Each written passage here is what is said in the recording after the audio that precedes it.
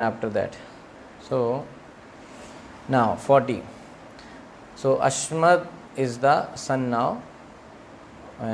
Okay, now अश्मकाद बालिको यज्ञे यः स्त्रीभिः परिरक्षितः नारी कवच इति उक्तो निक्षत्रे मूलको अभवत्.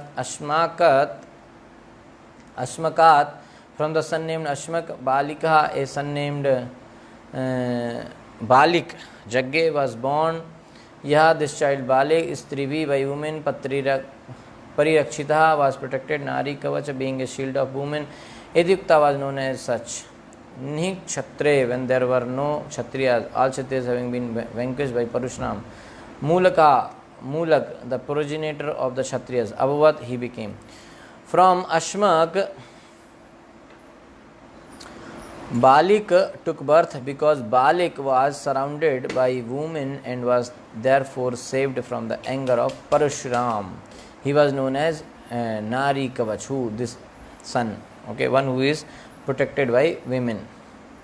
So when Parashuram vanquished all the Kshatriyas, Balik became the progenitor of more Kshatriyas because he was saved, because he was protected by women. So therefore he was known as Mulak, the root of the Kshatriya dynasty. So once Parashuram actually killed all the Kshatriyas, that's what happened.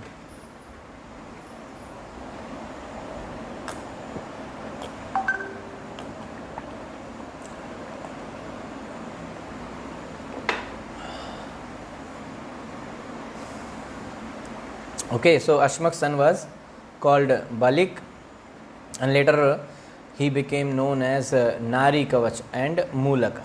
Nari Kavach because he was protected by the women, and Mulak because he was the main, he was the only, further when Kshatriyas were finished, so he was the only one who progenited more Kshatriyas. Tato Dashrathastasmat putra Aidavidistataha Raja Vishwasaho Yasya Khatvangas Chakravarti Abhut. Tada, from Balik, Dashratha, a son named Dashrath. Tasmat, from him, Putra, a son Aidavidihi, named Aidavidi. Tada, from him, Raja Vishwasaha, the famous king Vishwasaha was born. Yasya, of whom Khatvanga, the king named Khatvanga, Chakravarti emperor, Abhut became. From Balik came a son named Dashrath, from Dashrath came a son named Aidavidi, and from Aidavidi came King Vishwasaha. The son of King Vishwasaha was the famous Maharaj Khatwang, very famous king. Ye devairarthito daityan avadhid yudhi durjayah muhurtam ayur gyatvaitya swapuram sandadhe manaha. Yaha, King Khatwang, who devahi by the demigod, arthita being requested, Daityan, the demons, Avadhit, killed, Yudhi, in a fight, Duri Jayaha, very fiercely, Muhurtam, for a second only, Ayuhu, duration of life, Gyatva, knowing, Etya Praswa Puram, his own abode, Sandadhe, fixed, Manaha, the mind.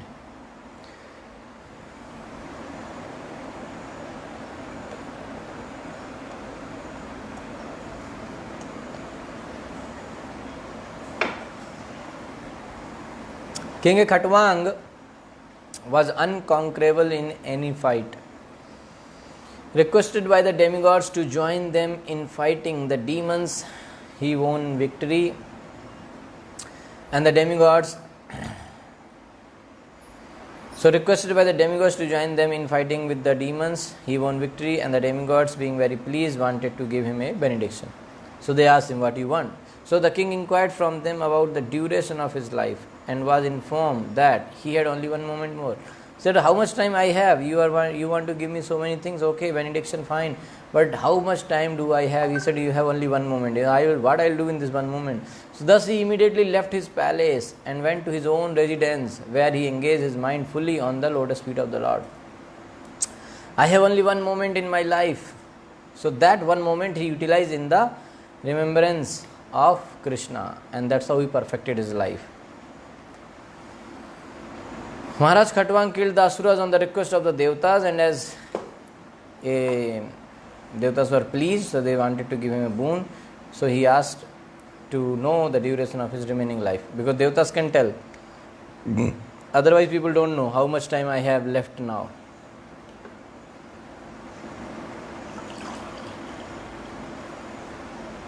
So the example of Maharaj Khatwang in performing devotional service is brilliant.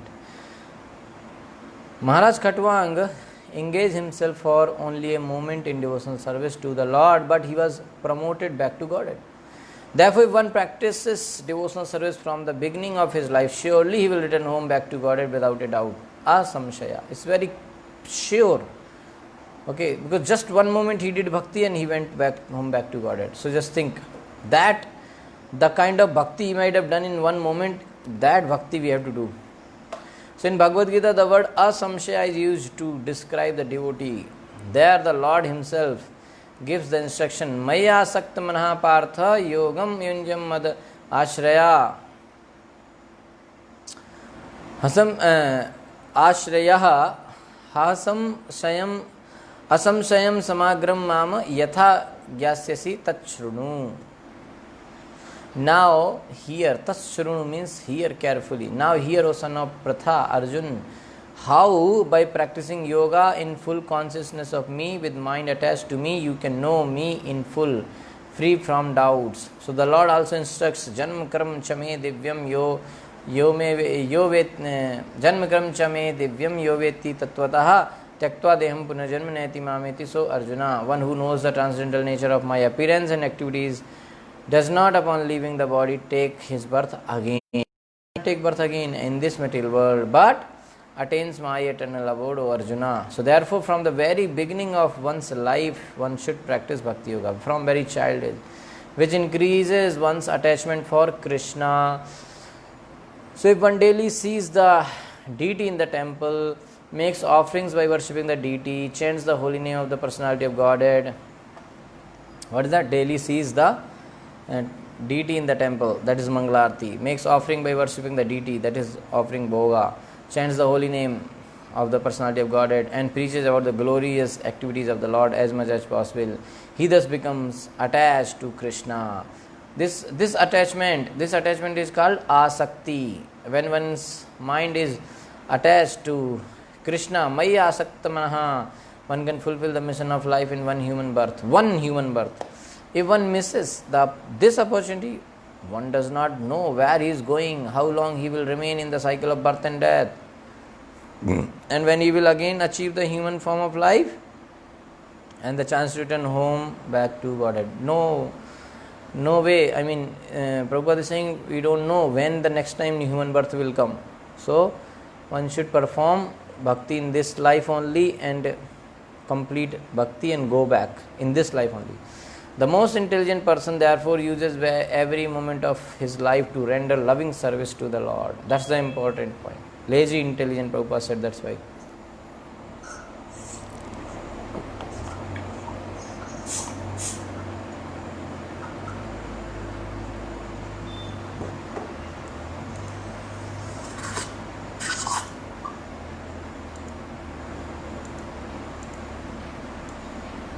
Okay.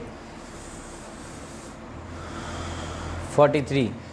Na me brahma kulat prana kul daivan na chatmaja na shriyo na mahi rajyam na daras chati vallabha.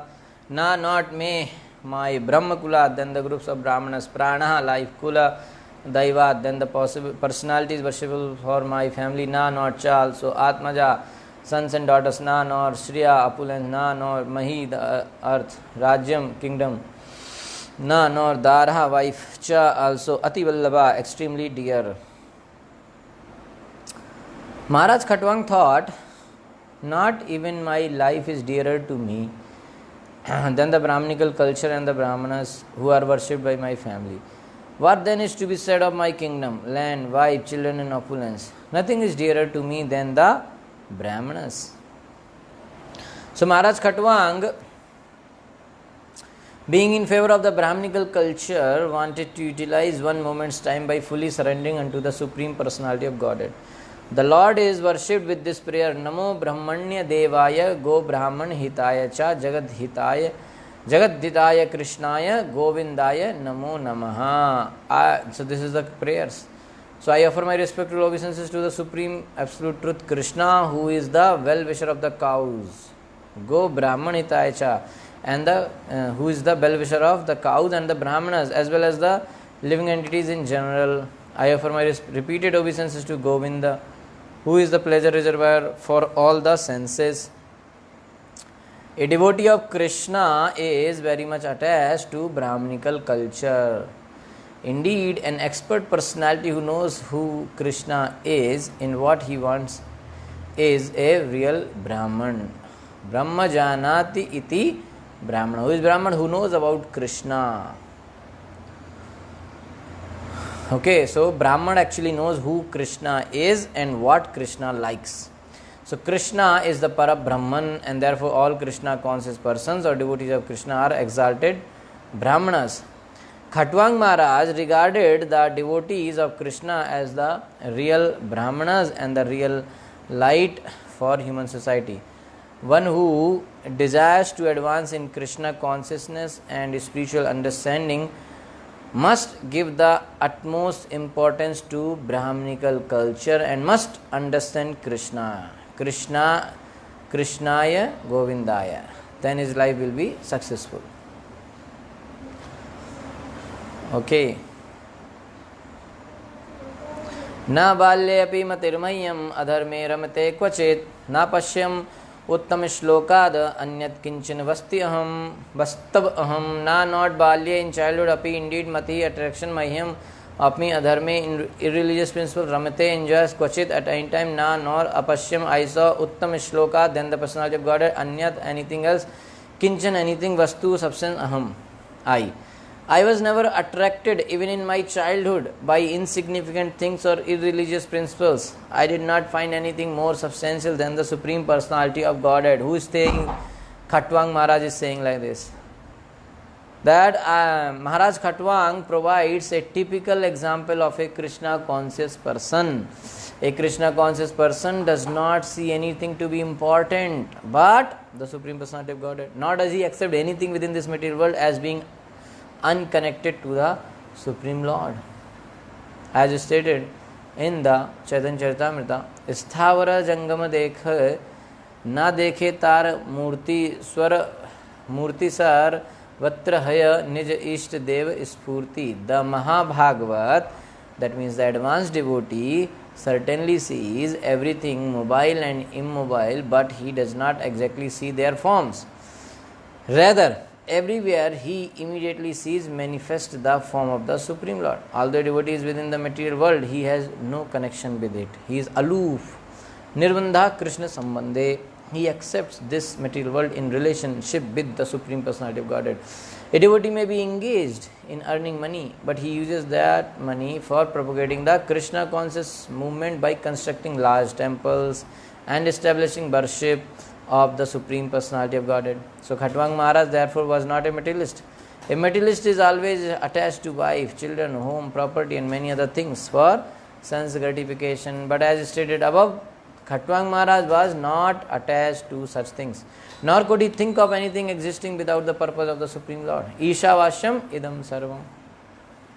So everything is related to the Supreme Personality of Godhead. Of course, this consciousness is not for the ordinary person. But if one takes to the path of devotional service as prescribed in the Nectar of Devotion, he can be trained in this consciousness. The training can be done and attain perfect understanding. For a Krishna conscious person, nothing is palatable without a relationship with Krishna. So if anything is not related to Krishna, for a devotee it's useless. Devai kam varo datto mayam tribhuvaneshwarai na vrinetam aham kamam bhoot bhavan bhavanaha. Devai, by the demigods Kamvara, the benediction to have whatever he wanted. Datta was given mayam unto me tribhuvan ishwarai, by the demigods, the protectors of the three worlds, who can do whatever they like within this material world. Navrine did not accept them, that Aham I, kamam, everything desirable within this material world. Bhuta bhavan bhavanaha, being fully absorbed in the Supreme Personality of Godhead and therefore not interested in anything material. So the demigods, the directors of the three worlds, wanted to give me whatever benediction I desired. I did not want their benedictions. Khatwang Maharaj saying, I did not want their benedictions, however, because I am interested in the Supreme Personality of Godhead, who created everything in this material world. I am more interested in the Supreme Personality of Godhead than in all material benediction. I am only interested in Krishna. So a devotee is always transcendently situated. Param drashtva nivartate. So that's the position of a devotee. Okay. Okay, so what we will do now,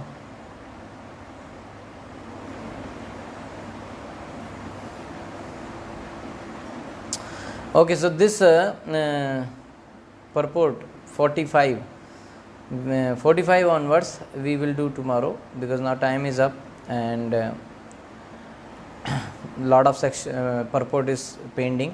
So 45 to 49, so that we can do tomorrow, because we cannot anyway complete the story of Khatwang Maharaj today.